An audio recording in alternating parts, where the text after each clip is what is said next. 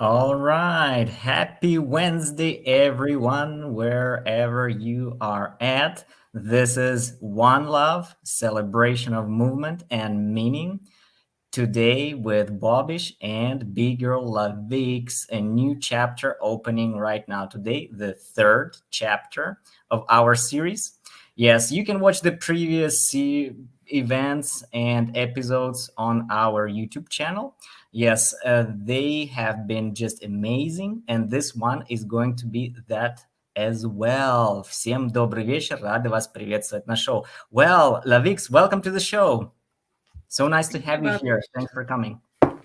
It's nice to be here. So awesome. Yes. I'm on Tenerife Island. That's Spain. Where are you at?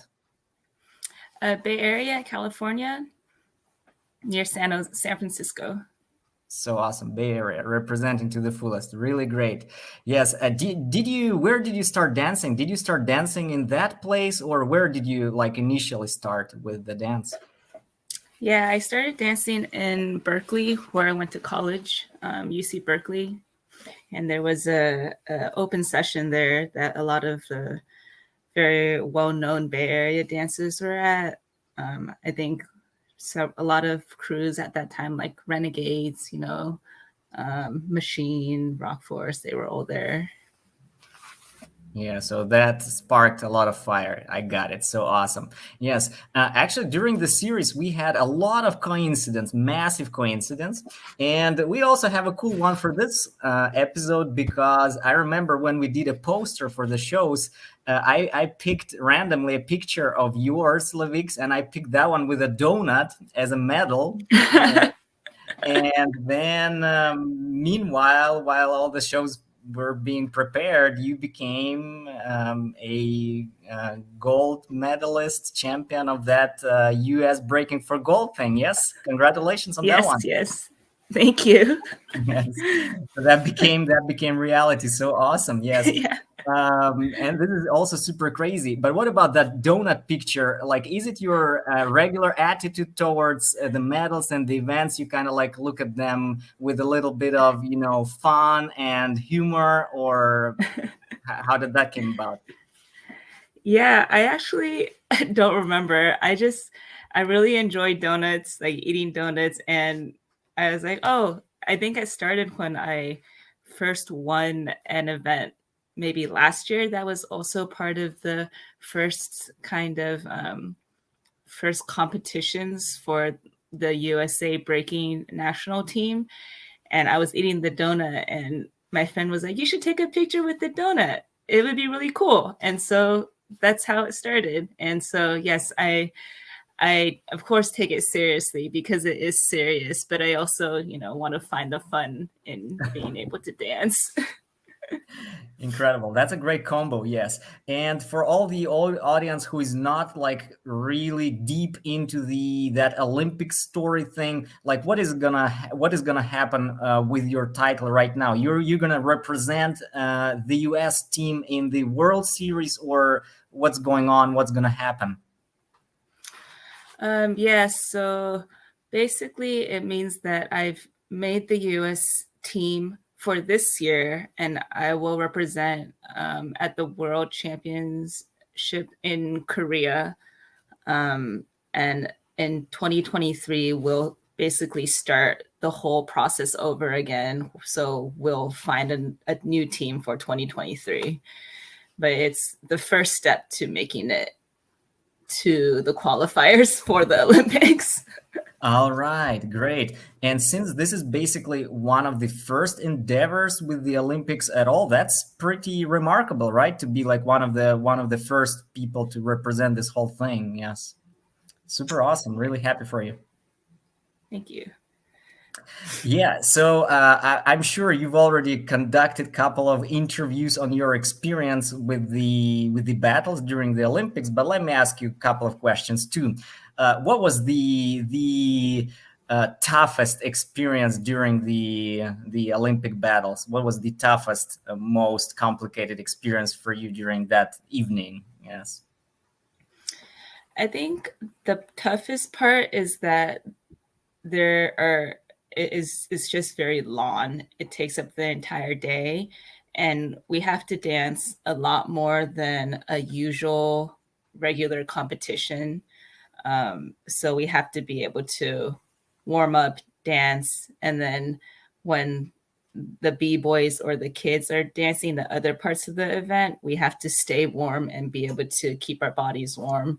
And I think that the the fact that it's the entire day, it was from maybe 11 a.m. to 12 a.m. So almost yeah, basically entire day was the hardest part, was being able to be mentally ready for that.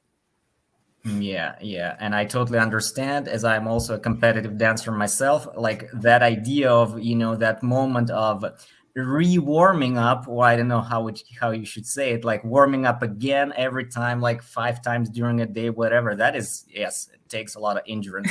Yes, so awesome. What about the best experience, the funniest, the most fun experience during that day?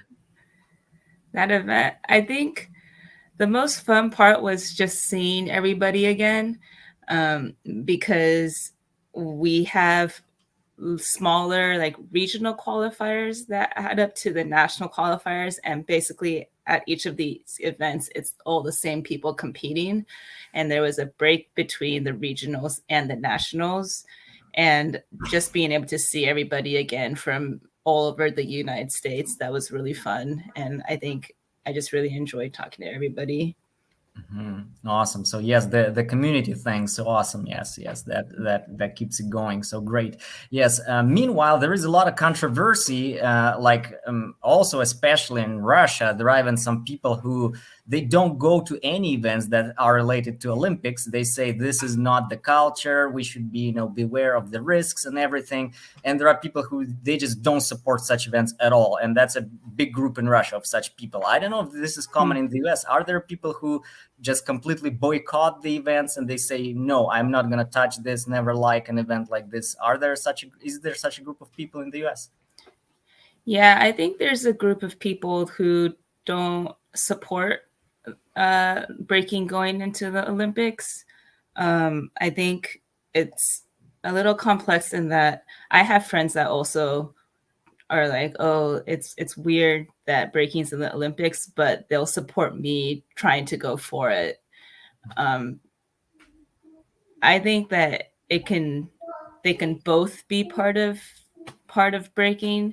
I think breaking in the Olympics will basically help dancers themselves be able to maybe get get more avenues of financial freedom compared to what's happening right now in the US. And I think breaking like, the culture, the underground culture, the ciphers and everything are still going to exist. Like it's never going to go away. So I think both can coexist at the same time. And I think it's a big platform to basically show what we can do. Mm-hmm.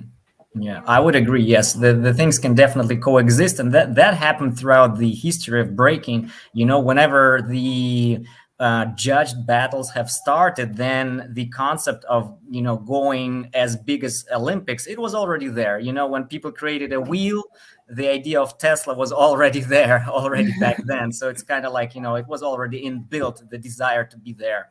Yes, to have it more organized, to have it more structured.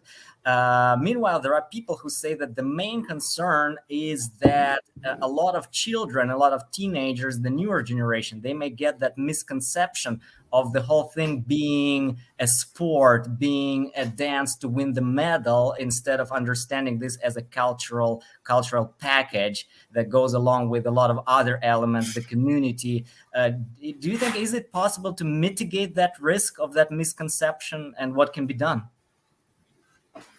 I think it is possible. I think it is our responsibility to kind of be able to teach that it's not just a sport.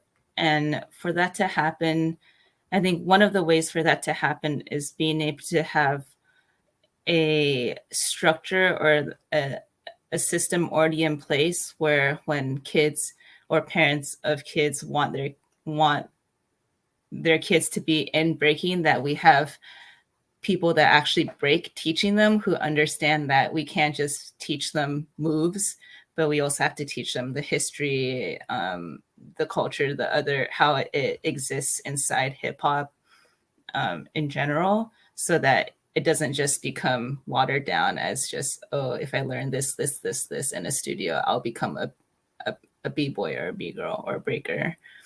I think, of course, it'll be hard, but I think it is possible. I think it's possible. Yeah, me too. I'm pretty optimistic on this one as well. Yes, I think, it's always a lot of things are going in, in sometimes opposite directions, but it's our mission to kind of like, make them more connected as we proceed with our, ideas and ideals. Yes, so that's pretty great. Meanwhile, we have our first question from the chat. People, you can ask questions on any platform. We got Telegram, we got vk.com, we got YouTube. If you are watching on YouTube and you're on mobile, your question won't appear, so you need to log in from your desktop device to ask your question. So our question today is very similar to the question we had last time, but this time it's regarding the b-girl feeling. How can you describe being a b-girl, what it means to be a b-girl in a few sentences?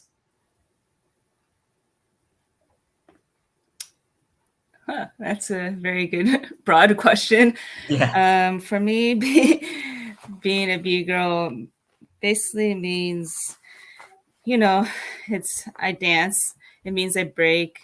It means I have a responsibility to represent myself as a as a as a woman in hip hop culture, to basically to represent myself fully in hip hop culture as a b-girl. So awesome. Also a big answer. But it should be, that's a big one. That's a big one, and I guess it's also constantly evolving, like throughout life. Like, dance may mean different things to people. Yeah, so that's pretty great to hear it. 2022 from B-girl Lavix. Super awesome. By the way, how did you get your name? And do I even pronounce it correctly? I say Lavix. Yeah, it's Lavix. Okay. I'm glad. How did I get my name? Okay, so I had a nickname in college when I was in marching band, because I did marching band in university, was basically Vix, because my first name is Vicki, and it was just easier to call me by Vix. And the law in front of it came because my mentor is Lancer, or Lance the Rock, from the Calamities. And basically it's traditional for the student to take one part of the mentor's name as part of their name. So that's where my entire breaking name came from, is Lavix. Awesome. Yes, this is super great. Really cool. I also noticed you got some interesting language on your Instagram every now and then. Is that Chinese, or am I mistaken and I consider everything that I don't understand for Chinese? It is Chinese. Okay. My parents immigrated from Taiwan to the US. All right. Yes. So you speak Chinese as well. I can speak Chinese, yeah. Not as good as I want to, but I can speak and understand it. So awesome. Yes. So great. Yes. We've been touching a little bit with our first guest, Big Girl Erogena, who is also from California. She's based in Sacramento.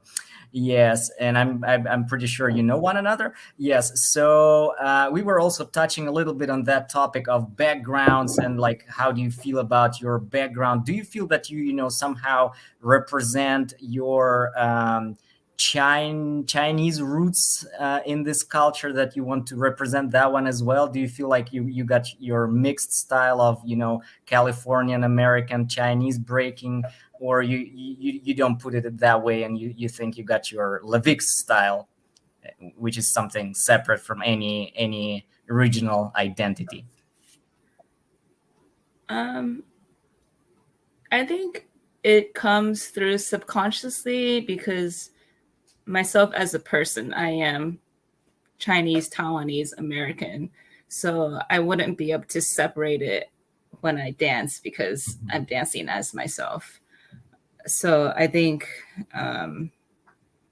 yeah, I don't think there's a separation, but it doesn't consciously come through. I think it's just, yeah, I represent Chinese, Taiwanese, American person.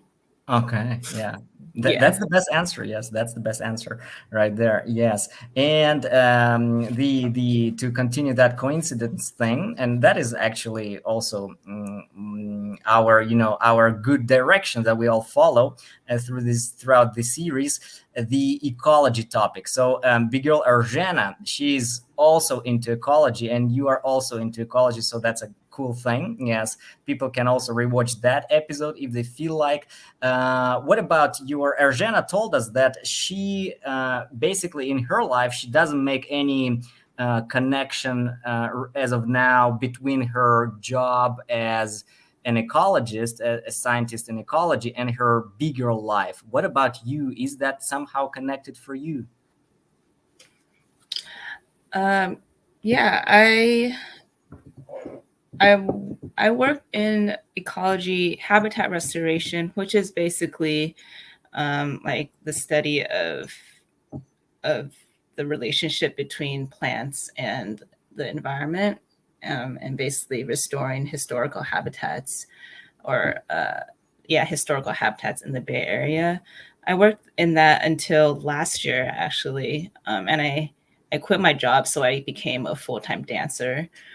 I think it does just because it's been 10 around 10 years where I had to both, you know, have a day job in ecology and also dance at night. So I think the relationship is that I do find a lot of inspiration in nature and like in patterns in nature. For example, there's patterns in the way leaves are grown. There's patterns in the way that the waves hit the land and so forth. It's basically like a continual pattern.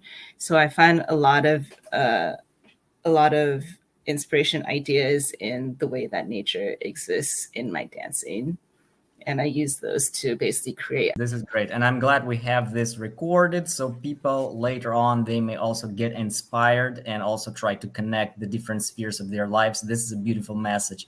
Thank you. I remember you had a link prepared about some ecology project, right? That you were mentioning.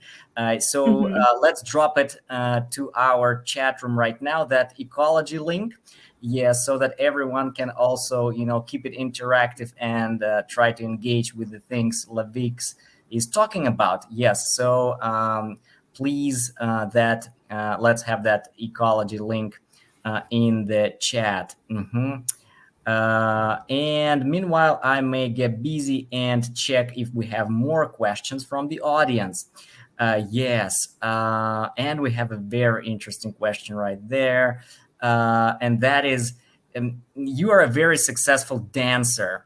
Do you have a manager who works on your branding or promotion, or do you do it all on your own? I kind of have a manager. It basically my friend who works for free to help me with my social media and branding ideas. It's kind of new. It only just started like a couple months ago, and he's actually also my personal trainer.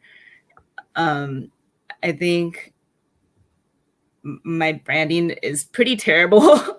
Like I don't really have a brand in social media. Like I know I have to work on it because it's basically a part of being successful right now as a dancer is that you also have to engage in social media.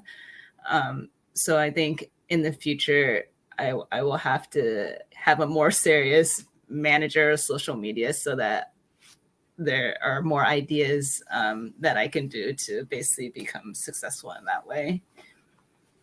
So awesome. Yes. Really interesting. And we'll be definitely keeping our eye on your social media in the future as well. Yes. So for people who want to join that media right now, what's that word? Handle, right? You call it handle. My Yes. handle. Uh, Yeah. yeah. So what's your handle on all the social media? Where can people look you up?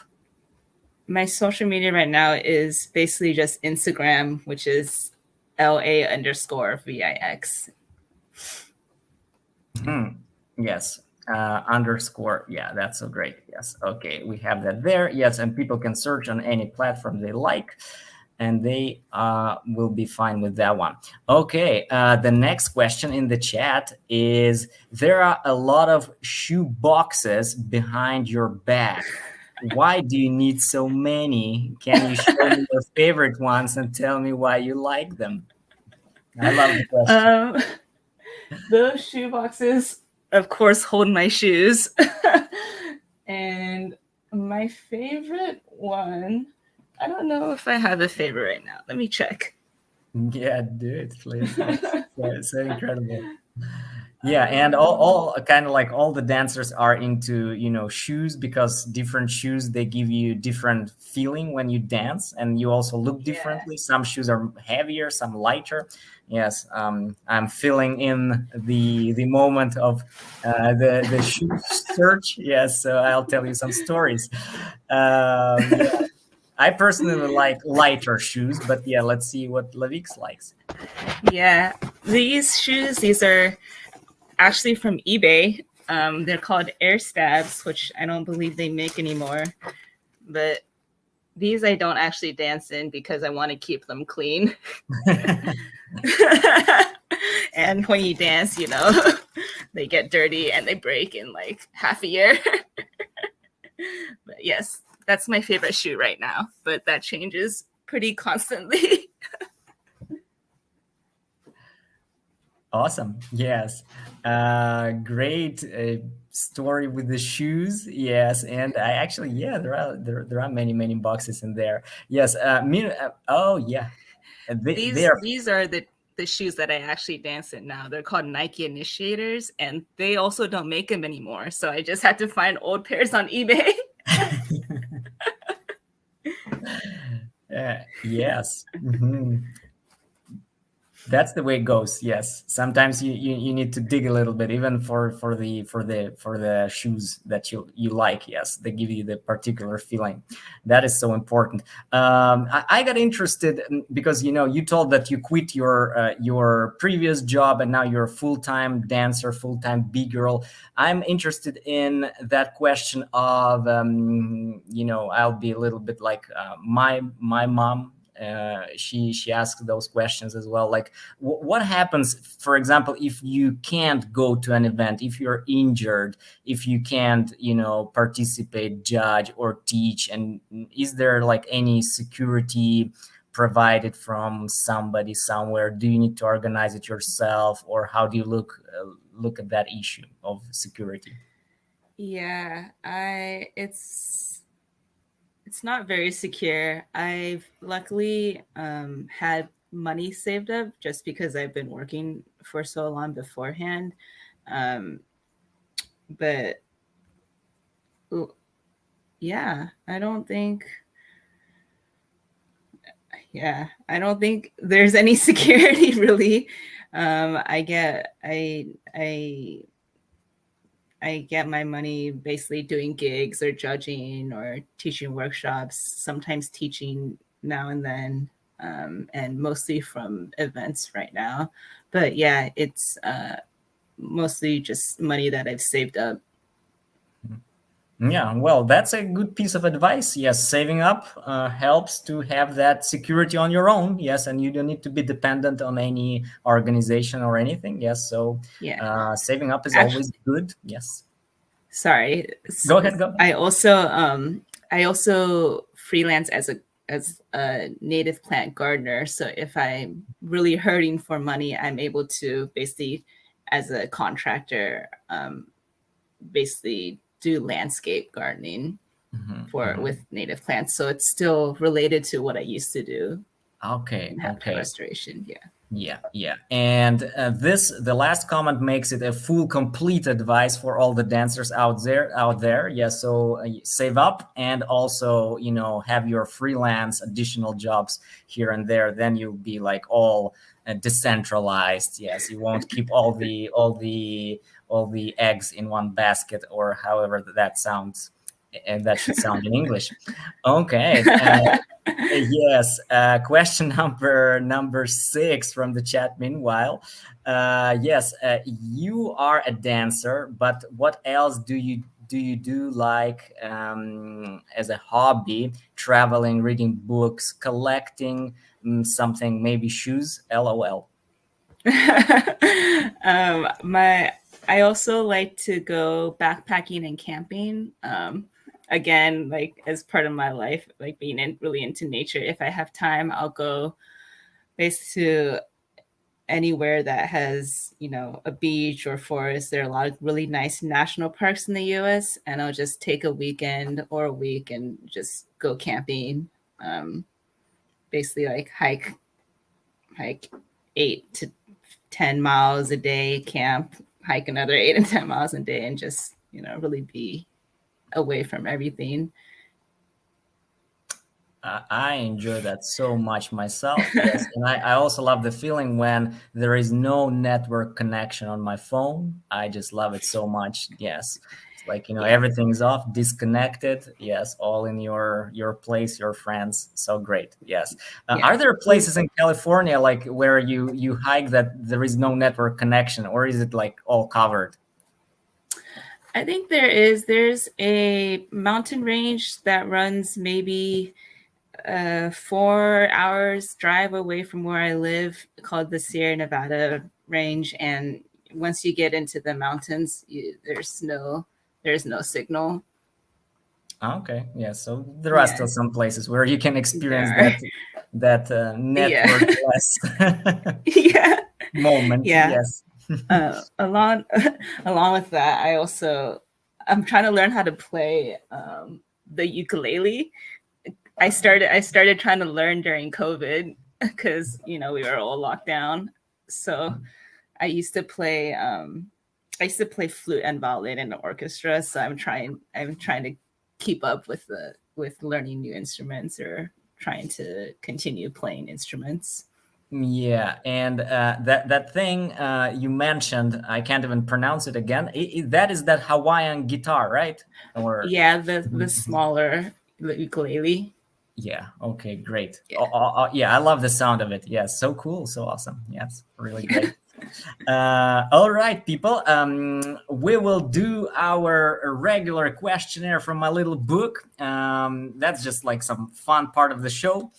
10 question quiz with short answers. There are some hip hop questions, but also some general life questions as well in here. And after we do that, we'll play our first dance clip.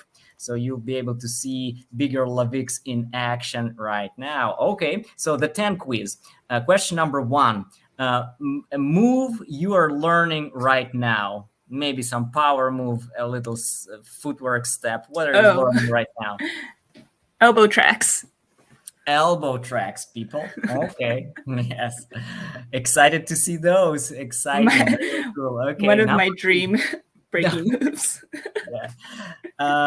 The so are you talking? There are some differences between the names of the moves. Are you talking about the halo with elbows, or are you talking jumps? The jump. The jump. Okay, so for Yeah. people who don't know, who is not into breaking language, I'll tell you, Bigger Lavix is gonna jump from one elbow to another, and she'll be all in the air during that jump. Right, people? Okay, great. Question number 2. Music you listen to now, you are inspired with right now, nowadays. Right now. Right now, I listen to a lot of Little Dragon. They're a band from Europe, Sweden, I believe. It's like a indie rock band. Okay, great. Yeah, Little Dragon. Awesome. Nice. Little dragon in there. Number 3, favorite food. Favorite food. Pizza. Pizza. What toppings? Sausage and mushroom. Got it. Yes. Nice. Number four, favorite drink. Favorite drink? Oh my gosh, I don't know. Probably a smoothie. No, wait, not a smoothie. There's this drink called apple cidra that's from Taiwan, and it's basically like a super bubbly apple cider. Ah, I think it's a okay. drink. Okay. Yeah, Yes. And if smoothie, would you go with mango smoothie or something else? mango smoothie's pretty good. Like mango lassi from an Indian restaurant. Oh Those yeah. are amazing. Yeah. Yes, I'm down. I'm down Yeah. here as well. Okay. Yes, number five is a little more more hip hopish. Yes, a place where you would like to organize your jam. Like if you are to organize a jam or maybe teach, give a workshop anywhere in the world, where would that be Huh. on the world map? It's a good one. Yeah, maybe we even set an intention and one day you do it. Yeah. Honestly, maybe near a beach somewhere. Mhm. I know there's several jams, like Radical Force in Singapore is like has an event at a beach, but it I do want to throw a jam in the future just in the Bay Area just so I can give back to my community. But maybe yeah, have it I don't know, in nature or at the beach or somewhere. Yeah, so awesome. Yes, absolutely cool Yeah. message. Yes, give back to your own community. Yes, super great. Yes, number six. If not breaking, what other type of movement would you engage in? And you told about hiking, so now we need position number three. Yes, if not breaking or hiking, what else? I also do a little bit of house dancing. Mhm. Um, yeah, I used to do some yoga, but it wasn't really for me. It's good for flexibility, but yeah, right now also house dancing. Mhm, Um, mhm. it Yeah. was I started it when I stopped breaking for a little bit because I wasn't enjoying it, and during that time I started listening to house music, and there's a big house community in the Bay Area, so then I just started house dancing. Mhm, mhm. I think I can even see some house influence in your footage. Yes. Okay, and we'll see if our audience will see that as well when we'll get to that clip. But now, question number seven: language you want to learn or you're learning right now? Language. I want to get better at Mandarin, just because it's my heritage and I want to, and I also want to learn Brazilian Portuguese because I think it's beautiful. Yeah, true. Absolutely. Yes. Really interesting development of Latin languages. Yes, that Brazilian Portuguese. Absolutely. Yes. Okay, people.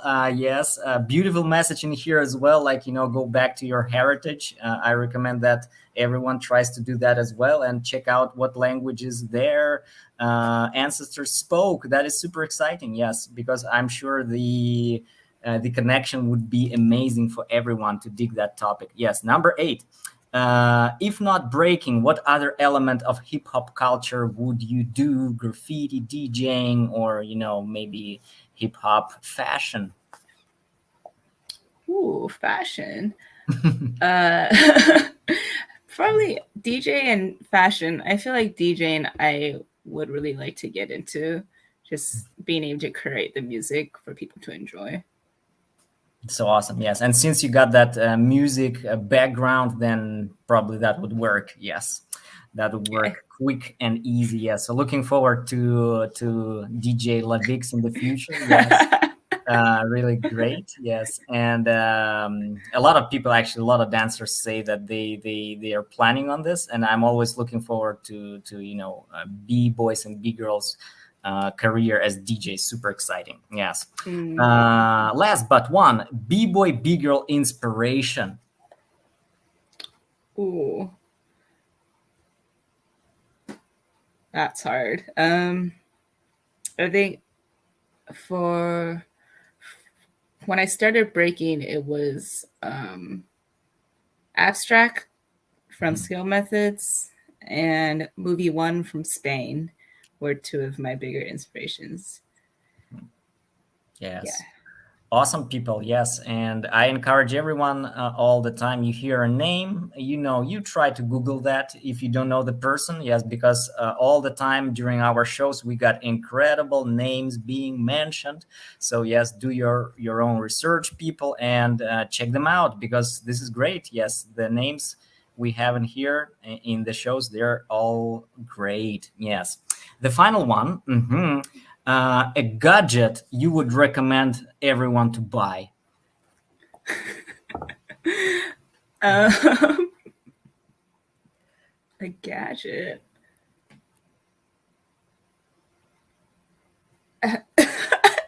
uh, I guess headphones for the Headphones? plane. Actually, you know what? I have a good one. A traditional Chinese cleaver. Those huge like cleavers that you can chop everything with. Those are really nice. I just bought one myself. If you're All right. cooking, if you're good at cooking, All right. Yes, that's very low tech gadget. yes. But it's going to maintain its presence on the market, I'm sure. Yes. So always be budget friendly. Absolutely. So great. Enjoying this so far so much. So great. Yes, people will have our video pause and you'll be able to see Lavik's dance in that video. So, yes, VJ Robert of AMC, please spin that for us. Here you go, audience. Round one, let's get.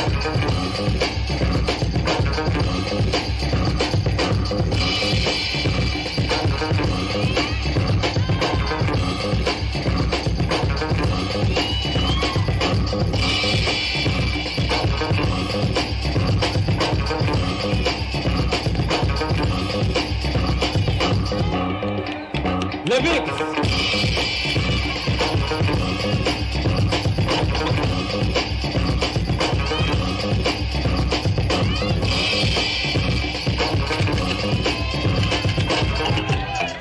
Round two.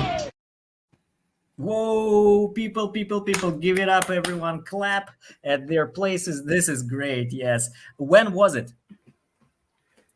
I believe that was last year at Break Free event in Houston, Texas. Awesome. Yes, Houston, Yeah. Texas. So great. Yes.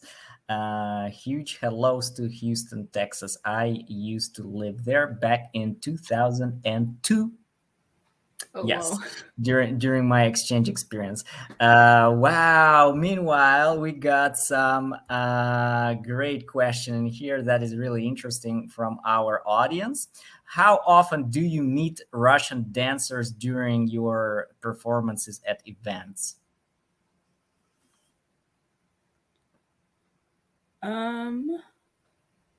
Not personally, not a lot because I haven't been to a lot of international events. Most of the events I've been to are just in the US, and I've met, there's, I don't think they're Russian, but they're from Eastern Europe, like, and they know a lot of Russian dancers. Like Milisa lives in the US now, Okay. but and like Stacy, but I don't think they're Russian. Mhm, So mhm, mhm, honestly, not really. But I feel like if I travel to European events or other events outside of the United States, that I would meet more of them.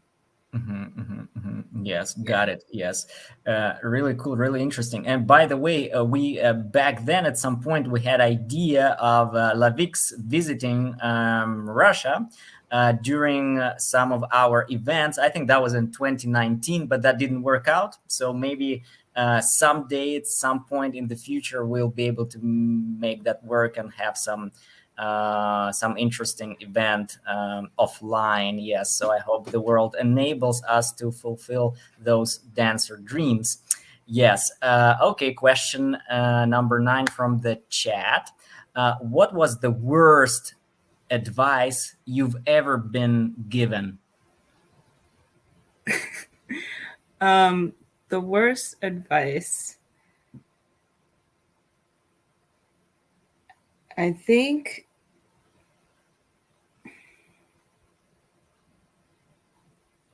I don't think this was bad advice. I think it was it was advice because the person cared for my security, and the advice was that I should I shouldn't quit my career to dance. And I think that advice made me kind of prolonged or not setback, but kind of setback, like the amount of time I could have spent in moving forward in my dance career and having to split that time between having a 9 to 5 job and also dancing. And I mean, the advice is good in that, yeah, I have like a stable job and healthcare, and being secure in that way, but it was not as good for me mentally and feeling burned out and doing a lot of things and, not being able to spend all my time dancing.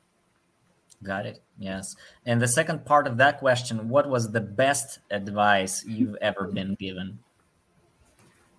The best advice I've been given is just to be myself when I dance, to not put on a mask, to be genuine, and that, yeah, just to be a genuine person.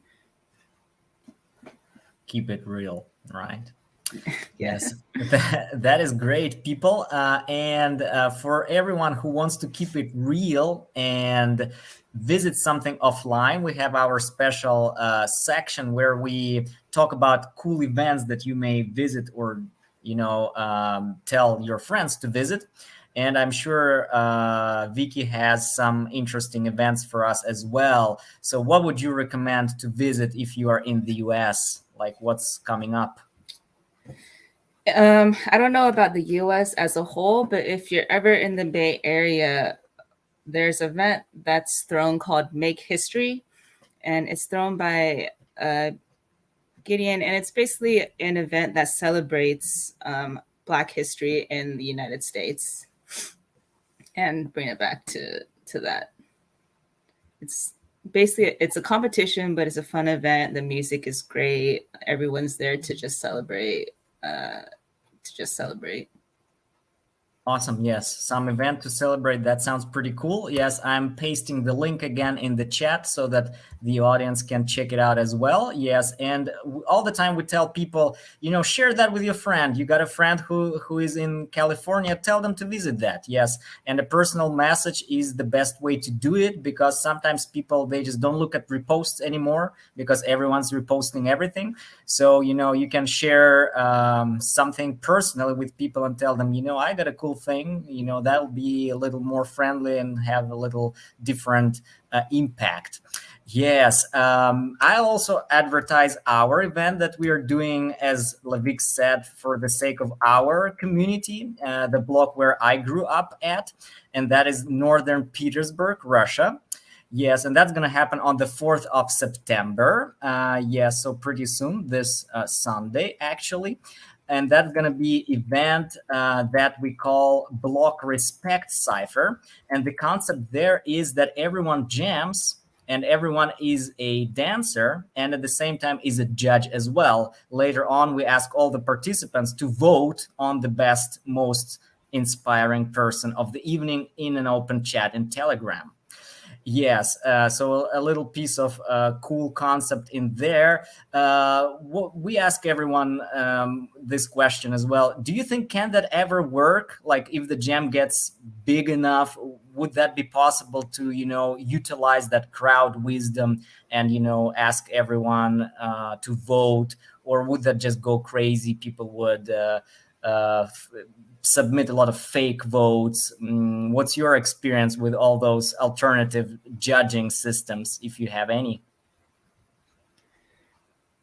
I I don't have any experience with crowd judging, but Mhm. I've seen events that are crowd judged. And I think it's interesting. It's a different way to judge. I mean, part of the dance is being able to engage the audience. So it is a cool way to see how the audience votes, um, as opposed to having just like five judges. All right. Um, yeah, it would be interesting to see how far they can take it. Yeah, yeah, me too. That's also my interest. Yes, and the thing in here that we ask the participants to vote, so it's not that everyone can vote, but only the Mm, participants. Yeah, so only if you take part in the jam, then you're there will be like, I don't know, 20, 30, 40 or less mm, or more judges to say. So not everyone. So only if you participate, you mm. feel that vibe, you're in the cipher. But then the big question would be like, if it gets bigger, then how would you identify if that person was participating? Yes. So we'll see if that works, that hip hop network thing is able to, maintain and identify the connections. Yes, that'll be interesting. So if you're interested in that, the 4th of September, Block Respect, Upper North Side, St. Petersburg. More questions from the chat. We have such a question. You have plans to perform at the Olympics. Are there any differences in preparation for this event? Mm. Um, Not really. I think it it is the Olympics. Like it's the Olympics to the public, but it is also just a huge event, like a large competition, with all the same top breakers that you're already seeing at all the other large competitions. So I feel like it doesn't really change the way I'm training for it. Hmm. All right. Yeah, Yes.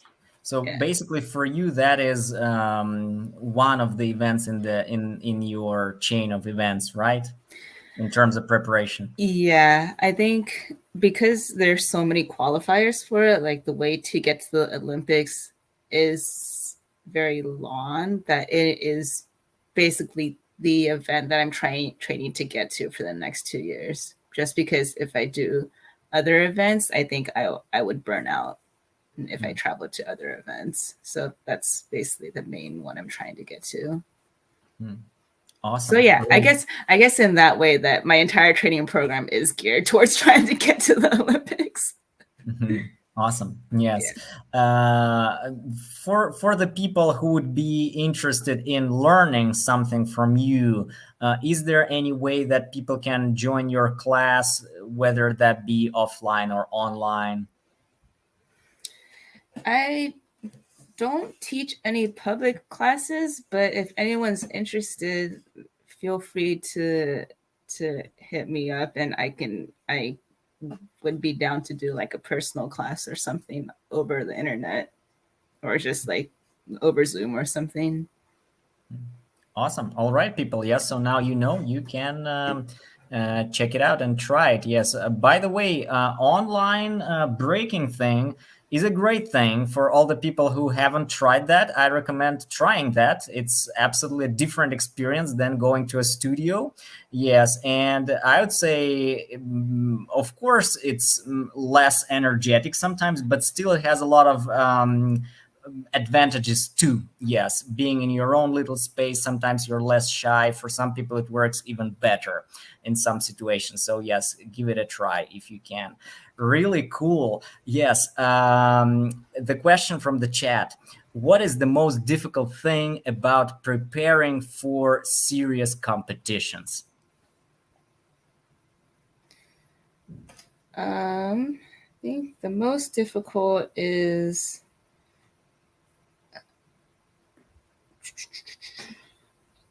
I think just timing it because for example, like you have maybe if you have a month to prepare or something, you have to time it so or at least I time it so that I practice harder a couple of weeks before and the week before the event where I have to travel, I take it easy, do recovery, so I let my body rest.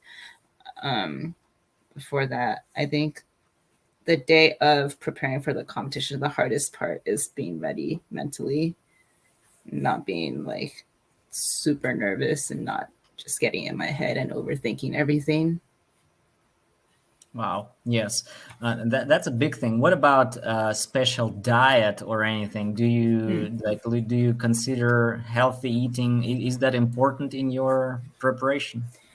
Yeah, I follow a pretty strict diet. It's basically not a lot, no sugar, almost not a lot of sugar, a lot of protein, whole grains, vegetables, fruits.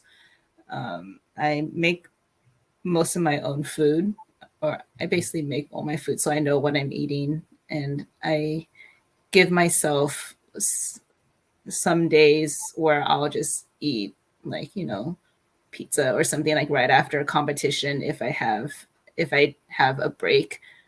But yeah, I follow a pretty strict diet. Awesome. Yes, probably pretty important. Yes, if you want to be, on top of your game, that plays a big role. Exactly. Yes. I remember back in my competitive days, I would, I would love. Actually, since then, I'm a big fan of rice. Rice is a great thing. Yes, it's just you can eat more of rice and still be light during your practice. Yes, wouldn't work with potatoes. Yes, rice is so great. I do eat a lot of rice. Yeah. I think the diet itself is more of when you eat certain things, like you eat more carbs during the day or like more rice and noodles and the stuff before practice, and then after practice you have to take in more protein to recover muscle loss and things like that. So I think it really depends when and what you eat, not just what you eat in general. Yeah, also when. Yes, the when is super important. Exactly. Yes, and the amount. Yes. Right, people. We are almost at the end of our show. If you still have questions that you want to ask, you can do that on any of our platforms. Yes, and even if you're late with your question, you can still, publish that question later on. Our show, it's not that big yet, but it's getting big. So while we are growing, you can still ask us questions even later on. And this time we have a question from a previous show. Grach from B-Boy Shiva from Funk Fanatics Crew Petersburg. He was asking if Bomb 5 was at the 29th anniversary of Rocksteady Crew.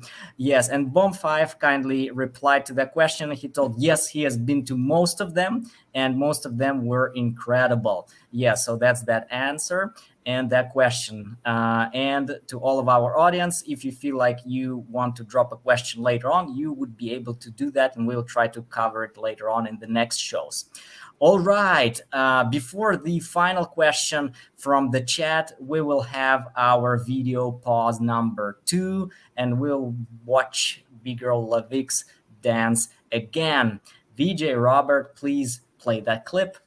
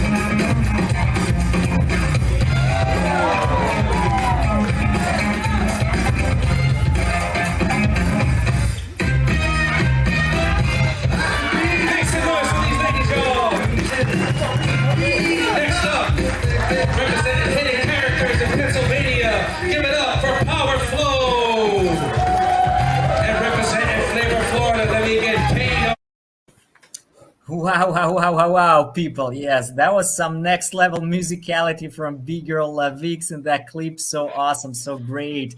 Yes. By the way, when you practice yourself, for example, like just on your own, do you ever listen to any different genres, or do you mostly keep it with classic breaking music?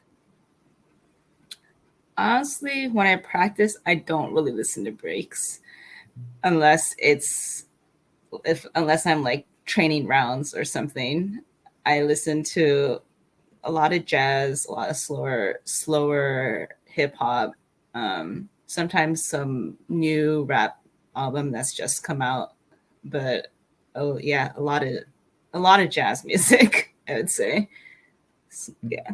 Yeah, here you go, people. And I'm really glad that we mentioned this because I've heard that from a lot of upcoming dancers that they are sometimes shy to dance to whatever they feel like dancing to. Because they think, oh, this is not hip hop. I'm not supposed to use that. And if it gives you inspiration, go ahead and do that. You hear that from Olympic national, the U.S. American champion right now. So that works for people who get that big, and it should work for all the upcoming dancers as well. So don't be shy, dance to whatever you feel like dancing, but remember where it comes from, and also practice to classic original stuff, of course, as well. Great. So the last but one question. In the video you have a tattoo on your arm. What is it? Somebody was really really watching that Yeah. full of details. It's I'm glad. a Yeah, it's a full sleeve. It's actually my crewmate actually did it, but it's basically like a representation of all the elements in nature. So there's flowers, mountains, there's waves for the ocean, feathers for the birds, and then there's also like a little circle right here. It's basically a cipher of like a circle of teachers, and then my crew, soul shifters. Wow. So awesome, so great. A lot of meaning. Yes, everything is fully packed with meaning because we got movement and meaning series. One love, people. This is really great. Okay, the final question of the day, the final question of the show, and that's a big one. So I guess we'll spend some minutes answering that. What are your top 3 tips for young B girls and B boys who are just starting developing their careers and they want to, get big? Top 3 tips. Top 3 tips. Um,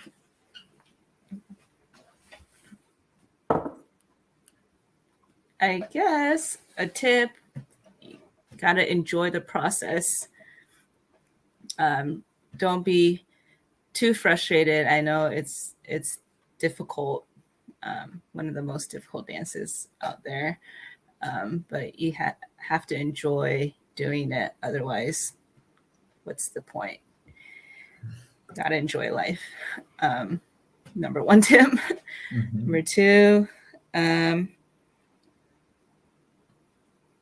even though it's a serious thing, if you want to dance as a career, don't forget it's not the only thing that you can do. So be sure to also learn how to do other things, other music, read, become a well-rounded person, and that will actually help your dancing as well. And number 3,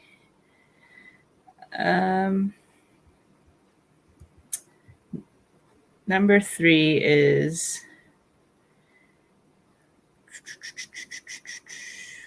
it's remember there are things you can and cannot control as you start getting into this dance. There's a lot of things going on in the scene, that you can't control, and there are things that you can. And just remember to focus your energy on the things that you can control. Wow. Yes. And that's a beautiful piece of wisdom right there, people. I'm really glad that we did this. This is great, absolutely incredible. For all the people in the audience, don't forget to check out our other events. We got Bomb 5 last Wednesday. We got Miguel Arjena from Sacramento, California during our first event. Next time we got B-Boy Exuberante, B-Boy Zook from legendary Ground Zero crew. Yes, and the final event will be in September, and that'll be with Brian Pistols. Yes, incredible lineup. Keep in touch with the series. Keep in touch with our artists. Click on the links we posted and share that video with anyone you feel like they need it. You got some big girl coming up and you feel like, okay, this video may inspire her. She needs that little push right now. Send her that video in a direct message. That works the best, and you can maintain that friendly atmosphere. I'm really glad, I'm really happy that we did this. A lot of cool stuff and really different from anything that we did before. Thank you so much, Lavix. Thank you for having me. I really enjoyed the conversation. So awesome. Yes. Any final shout outs? Yes, your friends, your relatives, your crewmates, and we are out. Shouts to my family, my parents, my sister, my crews, Calamities, Soulshifters, Fourth World, Elephant Graveyard, and of course my dog, Oki, my community dog.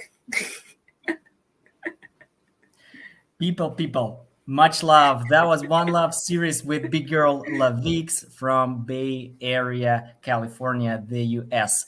Bye bye, everyone. Take care and have a great day or great evening wherever you are. Much love. Take care, everyone. Bye. Thank you. Peace.